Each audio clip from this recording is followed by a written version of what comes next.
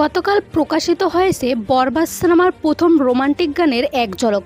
প্রীতম হাসানের কণ্ঠে গানটি লুফে নিয়েছে ভক্তরা। গানটির টিজার প্রকাশের পরপরই নেট দুনিয়ায় শাকিব ও ইদিকার জুটিকে নিয়ে প্রশংসা হতে থাকে। অন্যদিকে গানটি নিয়ে সম্প্রতি পরিচালক মেহেদী হাসান হৃদয় বলেন, গানটি অনেক যত্ন সহকারে বানানো হয়েছে।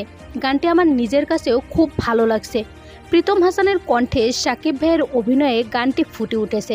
আশা করি গানটি দর্শকদের হৃদয় ছুঁয়ে যাবে। অন্যদিকে এই গানের মাধ্যমে আবারও একই সাথে দেখা যায় এক সময়ের জনপ্রিয় জুটি শাকিব খান ও ইদিকা পালকে। জানা যায় আগামীকাল সন্ধ্যা ৬টায় পুরো গানটি মুক্তি পাবে।